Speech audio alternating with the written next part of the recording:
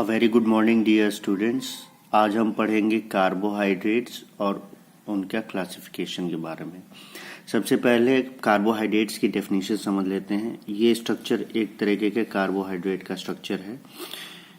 ये है ग्लूकोज का स्ट्रक्चर, ठीक। ये भी कार्बोहाइड्रेट है, तो इसी से हम डेफिनेशन बना लेते हैं। देखिए इसमें OH कितने ढेर सारे OH आपको दिख रहे हैं। तो कार्बोहाइड्रेट्स आर पॉलीहाइड्रोक्सी एल्डिहाइड और कीटोन। ये एल्डिहाइड CHO एल्डिहाइड है, तो कार्बोहाइड्रेट्स आर पॉलीहाइड्रोक्सी एल्डिहाइड और ketone that are optically active. Optically active मतलब कि क्या होगा, ये प्लेन पोलराइज्ड लाइट को या तो लेफ्ट या तो राइट में मोड़ लेंगे। अच्छा, उसके लिए एक प्रॉपर्टी का होना जरूरी होता है, वो होता है कायरल कार्बन। कायरल मतलब ये जो कार्बन है, ये देखिए कार्बन जहां मेरा पेन है, ये चारों तरफ इसके अलग अलग ग्रुप जुड़े हैं, कोई सिमिलर ग्रुप नहीं है। जैसे ये CHO एल्डिहाइड ग्रुप है, OH ग्रुप है, H है, और ये CHOH ग्रुप है। ये पूरा ये अलग ग्रुप है, ये पूरा ग्रुप अलग है। तो इसी वजह से क्या है कि ये ऑप्टिकली एक्टिव कंपाउंड है। तो कार्बोहाइड्रेट्स आर पॉलीहाइड्रोक्सी एल्डिहाइड और ketone that are optically active. अब आते हैं इनके क्लासिफिकेशन के बारे में। इसको हम 4 तरीके से क्लासिफाई कर सकते हैं। पहला है on the basis of number of sugar units, ठीक। दूसरा है on the basis of functional group. तीसरा है on the basis of reducing property. चौथा है on the basis of number of carbon. ये स्पेशल क्लासिफिकेशन है आपका मोनोसेक्राइड के लिए। On the basis of number of sugar units देख लेते हैं। देखिए ये बहुत इंपॉर्टेंट क्लासिफिकेशन है। नंबर ऑफ शुगर यूनिट्स, कितने शुगर यूनिट्स से बन के मिलके बनना रहता है, इसको हम फर्दर 4 तरीके से क्लासिफाई कर सकते हैं। पहला है मोनोसेक्राइड, दूसरा है डाइसेक्राइड, ओलिगोसेक्राइड और पॉलीसेक्राइड।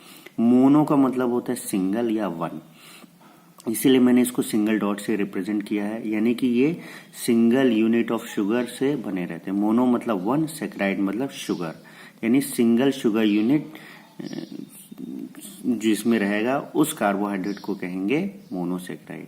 इसका एग्जांपल है डी ग्लूकोज और डी फ्रक्टोज। नेक्स्ट आते हैं डाइसेक्राइड। डाई का मतलब होता है 2, इसमें 2 शुगर यूनिट से मिलके बना रहता है, सुक्रोज और माल्टोज। सुक्रोज आप सभी को पता है कि ये 2 ग्लूकोज से मिलकर के 2 शुगर यूनिट जिनको कहते हैं ग्लूकोज, 2 ग्लूकोज से मिलकर के बना है, ये क्या कहते हैं इसको, सुक्रोज। नेक्स्ट आते हैं ओलिगोसेक्राइड। ओलिगो मतलब फ्यू शुगर यूनिट से मिलकर के बने रहते हैं, इनको कहते हैं ओलिगोसेक्राइड। ओलिगोसेक्राइड में मतलब कि कितने, फ्यू मतलब 3 शुगर यूनिट से लेके 9 शुगर यूनिट तक ये ओलिगोसेक्राइड बने रहते हैं। और इसमें जो है 9 से ज्यादा नहीं होते हैं। 9 से ज्यादा होंगे तो पॉलीसेक्राइड होंगे, यानी कि 3 शुगर, मिनिमम 3 शुगर यूनिट और मैक्सिमम 9 शुगर यूनिट से मिलकर के क्या बने रहेंगे, ओलिगोसेक्राइड।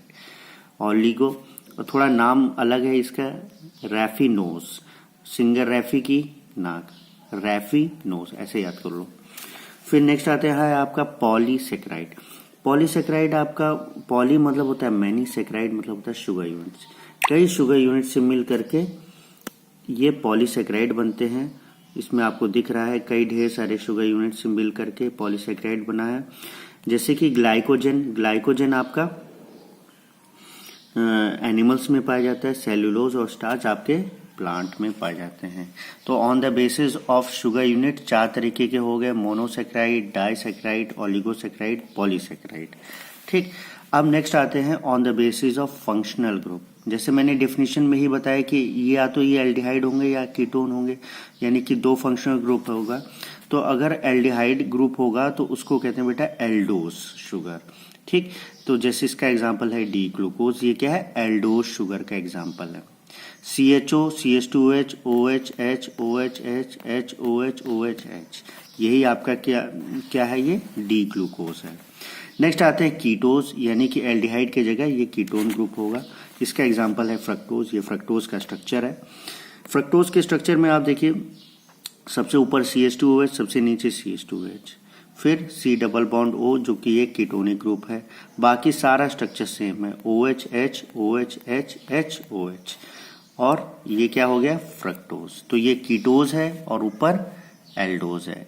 एल्डोज मतलब एल्डिहाइड इसका फंक्शनल ग्रुप होगा, कीटोज मतलब कीटोन इसका फंक्शनल ग्रुप होगा। नेक्स्ट आते हैं हम on the basis of reducing property. ये लैब में भी हमने किया है। जो शुगर बेनेडिक्ट रिएजेंट को रिड्यूस कर दे वो क्या होते हैं, रिड्यूसिंग शुगर। इसका एग्जांपल है डी ग्लूकोज और डी फ्रक्टोज। जो ग्लूकोज और फ्रक्टोज था वही क्या करता था, इसी बेनेडिक्ट रिएजेंट को ब्लू से ऑरेंज प्रेसिपिटेट में कन्वर्ट करता था।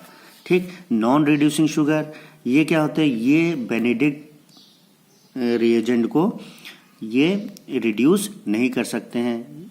ये मतलब ये बेनेडिक्ट रिएजेंट को रिड्यूस कर रहे हैं तो यानी कि ये खुद क्या हो रहा है, ऑक्सीडाइज होंगे। ठीक। अब नेक्स्ट आते हैं on the basis of number of carbon. Number of carbon ये मोनोसेक्राइड का स्पेशल क्लासिफिकेशन है। ठीक।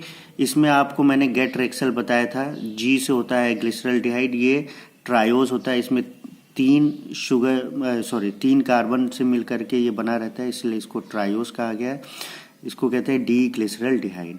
नेक्स्ट आता है टेट्रोज, ET। ये जो है आपका 4 कार्बन से मिलकर, E से होता है इरिथ्रोस, T से होता है थ्रियोस।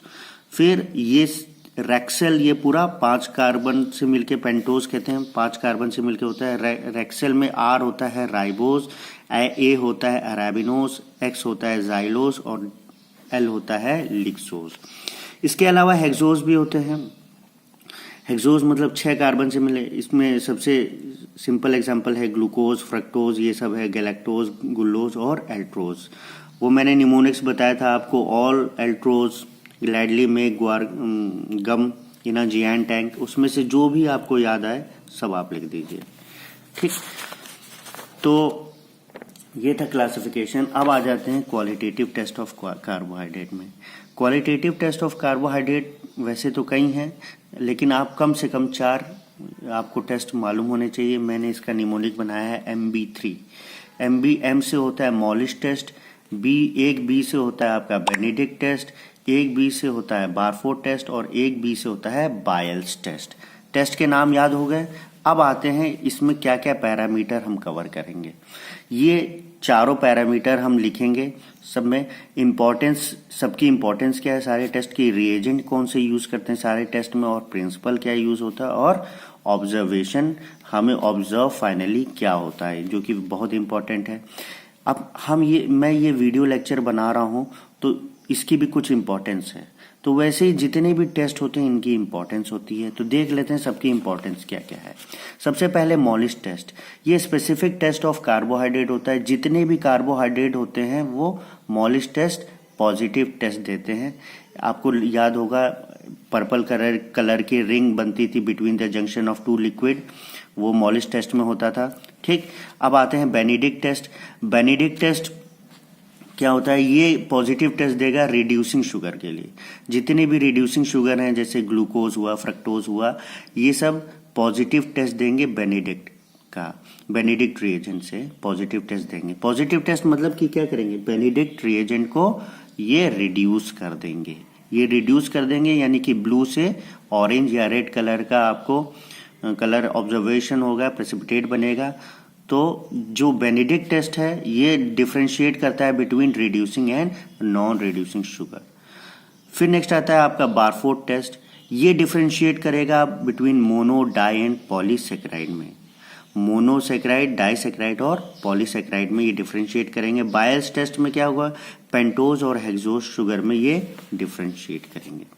अब रिएजेंट पे आ जाते हैं। रिएजेंट जो मॉलिश रिएजेंट होता है ये 5% अल्कोहलिक नेप्थॉल होता है। अल्फा नेप्थॉल और कंसंट्रेटेड H2SO4 को मिला देंगे तो ये मॉलिश रिएजेंट बनेगा। और लेकिन ये अल्फा नेप्थॉल कैसा होगा, अल्कोहलिक होगा।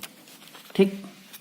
अब आते हैं Benedict reagent. Benedict reagent 3 compound को मिला के बनाया जाता है। सबसे पहले कॉपर सल्फेट, फिर सोडियम कार्बोनेट और सोडियम सिट्रेट। याद रखेंगे कॉपर सल्फेट, सोडियम कार्बोनेट और सोडियम सिट्रेट को मिला के क्या बनाते हैं, बेनेडिक्ट रिएजेंट।